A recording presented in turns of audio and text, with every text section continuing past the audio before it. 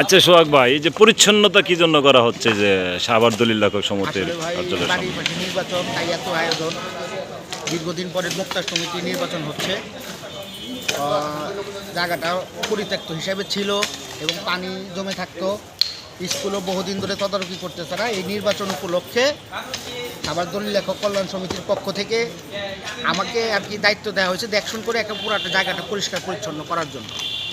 আমি তাদের পক্ষ থেকে, যেহেতু তারা নির্বাচন নিয়ে ব্যস্ত, এই ব্যাপারে তারা সময় দিতে পারতেছে না, তাদের পক্ষ থেকে আমি একটু সময় দিতেছি, যাতে যেহেতু নির্বাচন উপলক্ষে বিভিন্ন ভিআইপি আসবে আমাদের এখানে দেখবে, তো এইসব জায়গাগুলো যদি নোংরা থাকে আসলে খারাপ দেখা যায়। সেই উদ্যোগেই আর কি, মানে সে কারণেই সবাই মিলে একত্রে একটা উদ্যোগ নিয়ে এই পরিষ্কার পরিচ্ছন্নতার অভিযান চলতেছে। এবং এখানে ড্রেন কেটে আপনার হলো পানিটা যাতে না জমে সেটা বের করে দেওয়ার ব্যবস্থা করা হচ্ছে। সবাই ব্যস্ততা থাকার কারণে আমি আর কি দায়িত্বপ্রাপ্ত আছি দেখশুনের এই।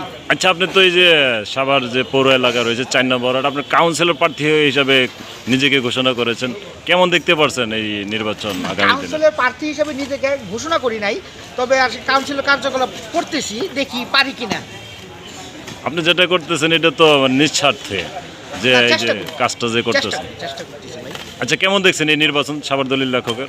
না, বাড়ির পাশে বহুদিন যাবত এই নির্বাচন দেখা হয় না। ছোটো থাকতে আমার জন্ম এইখানেই, বাড়ির পাশে সব বক্তারা আমার আত্মীয় স্বজনের মতোই। তো এইখানে দেখা গেছে আপনার নির্বাচন আগে হয়তো আমরা মজা করতাম, কিন্তু দীর্ঘ 15 বছর যাবৎ কোনো নির্বাচন হয় নাই। সিলেকশনের মাধ্যমে আপনার পুরা কমিটিটা চলছে। তো এবার এই গভর্নমেন্টের আমলে অনেক জায়গায় নির্বাচন হচ্ছে, সেই ধারাবাহিকতায় আমাদের এখানেও নির্বাচন হচ্ছে। চারপাশে সাজানো গোছানো আপনিও দেখতে পাচ্ছেন। হ্যাঁ, তা অনেক দিন পরে এই পরিবেশ পেয়ে আমরা এলাকাবাসীও একটু মানে আনন্দিত আর কি। যেহেতু আমাদের রেজিস্ট্রি অফিস এলাকা, আমরা চারপাশে যারা থাকি নির্বাচনটা দেখে অভ্যস্ত অনেক আগে থেকেই, কিন্তু মাঝখানে দীর্ঘদিন আমরা এটা দেখতে পারি। 268 জন দলিল লেখক এখানে আপনি রয়েছেন, তারা ভোট দিবেন।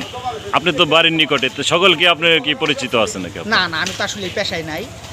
আর পরিচিত বলতে সবাই মুখ পরিচিত, হয়তো অনেকে নাম জানি না, কারণ চীনা পরিচিত তো অবশ্যই, যেহেতু আমার বাড়ি এইখানে, সবার দলিল লেখকদের কর্মস্থল এখানে।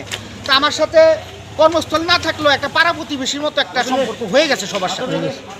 হ্যাঁ, তো পরিচিত, সবাই পরিচিত আসলে। আপনি তো নিরপেক্ষ হিসেবে আছেন, আমি আসলে এই ভোটারদের উদ্দেশ্যে কিছু বলবেন কিনা, যে এই যে যারা প্রতিনিধি দাঁড়াইছে কাকে ভোট দিলে ভালো হয় আর কি, মানে আমি ভোটারদেরকে একটা কথাই বলবো, দীর্ঘদিন পরে আপনারা ভোট দেওয়ার সুযোগ পেয়েছেন, আপনারা আপনাদের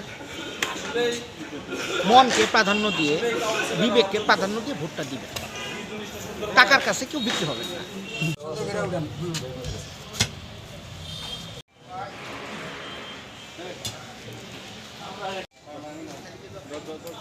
হ্যাঁ, টান দেন, যান যান যান।